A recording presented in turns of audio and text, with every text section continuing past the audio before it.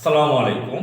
সুপ্রিয় দর্শক মণ্ডলী, শিল্প সাহিত্যে বাংলাদেশের ইসলামিস্টরা কত বিনিয়োগ করে, কত খরচ করে, আর এটার প্রয়োজনীয়তা কতটুকু আমাদের বাংলাদেশে।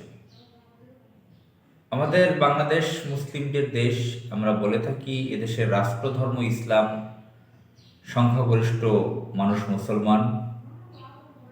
আমাদের বাংলাদেশে বারবার, বিশেষ করে ইন্ডিয়ানরা সাংস্কৃতিক আগ্রাসন চালায়, কালচারাল আগ্রাসন চালায়।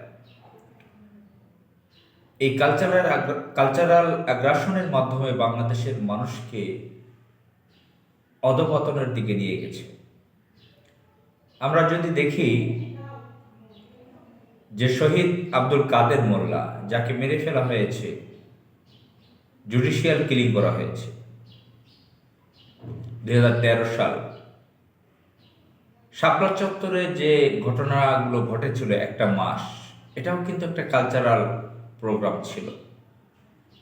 এখন ওই কালচারটাকে আমরা ঘৃণা করতে পারি, ইন্ডিয়ান কালচার,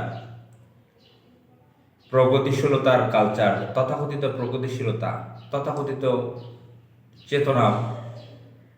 তো এসব চেতনা, প্রগতিশীলতা, সেকুলারিজম এবং ভারতীয় আধিপত্যবাদের যে কালচার, তারা চাপিয়ে দিয়ে ইসলামিস্টদের বিরুদ্ধে যে বিষোদ্গার করতে পেরেছিল, যে বিরুদ্ধে প্রচার চালাতে পেরেছিল, এই যে মিশনটা, এই মিশনটা একটা কালচারাল মিশন ছিল।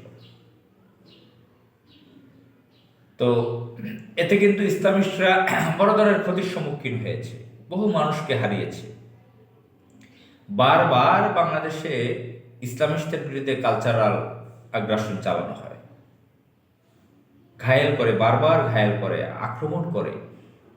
কালচারাল শিল্প সাহিত্যের মাধ্যমে তারা শয়তানি শিল্প সাহিত্যকে বড় করে দেখাচ্ছে, বাংলাদেশের কোটি কোটি তরুণদেরকে বুঝাচ্ছে এটাই তোমাদের জন্য ইতিবাচক, এটাই তোমাদের চেতনা। এই কালচার নষ্ট, ভ্রষ্ট কালচার, অশ্লীল কালচার, বাজে শিল্প সাহিত্য, এগুলোকে খাইয়ে দিচ্ছে আমাদের তরুণ প্রজন্মকে, এবং ধ্বংসের দ্বার প্রান্তে চলে যাচ্ছে আমাদের দেশের নাগরিকরা, আমাদের তরুণ প্রজন্ম। কিন্তু এখানে আমাদের ইসলামিস্টরা কি করছে? এ প্রসঙ্গে গতকাল রাতে, সারা রাত, প্রায় মধ্যরাত ধরে একজন বাংলাদেশের একজন নামকরা কবি সাহিত্যিক, তিনি বিশ্বাসী একজন ব্যক্তি, ইসলামকে তিনি ধারণ করেন, তার সাথে সারা রাত, মধ্যরাত পর্যন্ত তার বাসায় আড্ডায় ছিলাম। সেখানে শিল্প সাহিত্য নিয়ে নানান কথা এসেছে। হযরত লাওহারা রাদিয়াল্লাহু তাআলা আনহু এবং আরো কয়েকজন সাহাবীর নাম তিনি বলেছেন যে রাসূলুল্লাহ সাল্লাল্লাহু আলাইহি সাল্লাম, মহানবী সাল্লাল্লাহু আলাইহি সাল্লাম, আমাদের প্রিয় নবীজি, তিনি শিল্প সাহিত্যকে গুরুত্ব দিতেন। তিনি যে সমস্ত সাহাবীগণ সাহিত্য চর্চা করতেন, ভালো কবিতা লিখতে পারতেন, তাদেরকে উৎসাহ দিতেন, তাদের কবিতাগুলো শুনতেন। স্বয়ং রাসূল পাক সাল্লাল্লাহু আলাইহি সাল্লাম সেই কাজটা করতেন।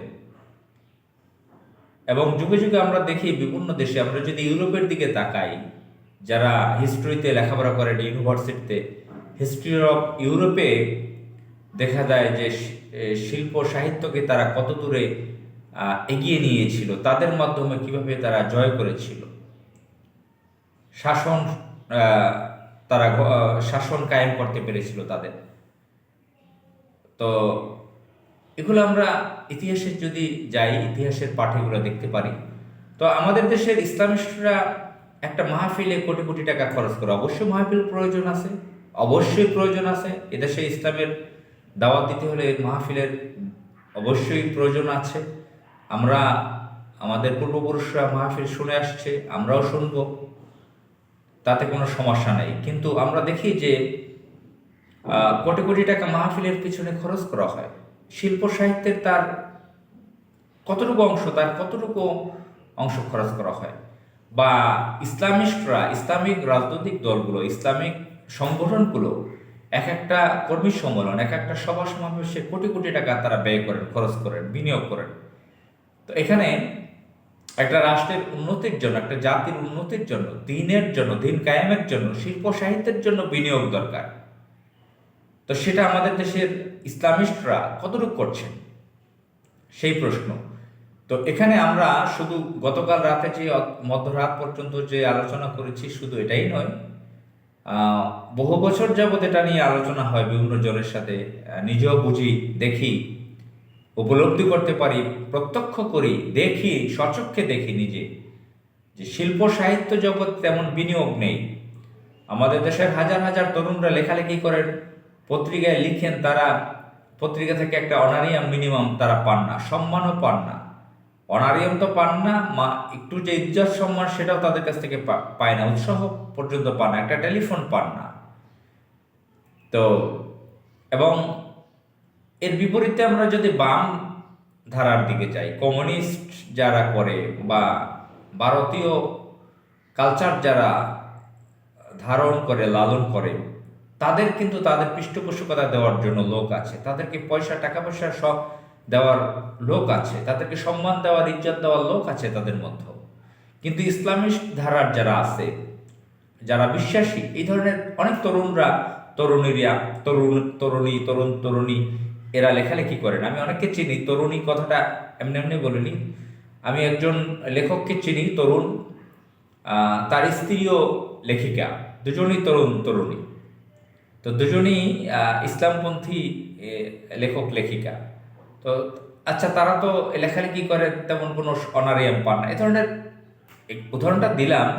তো বাংলাদেশে এরকম বহু আছে, তারা পৃষ্ঠপোষকতা পান না, সম্মান পান না, উৎসাহ পান না, অর্থনৈতিক সহযোগিতা যেটা দরকার, যে সম্মানটা পাওয়া, যে অনারিয়ামটা পাওয়া দরকার সম্মানে, সেটা তারা পান না। তাদের পেট্রোনাইজ করার, পৃষ্ঠপোষকতা করার লোক নেই। তারা বই প্রকাশ করতে পারে না টাকার জন্য, তারা লেখালেখি করে টাকা পান না। কত টাকাই আর ব্যয় হতো। মিডিয়া তেমন তৈরি করতেছে না ইসলামিস্টরা, অথচ এক একটা কর্মী সম্মেলনে, একটা সভা সমাবেশে কোটি কোটি টাকা তারা ব্যয় করে থাকেন।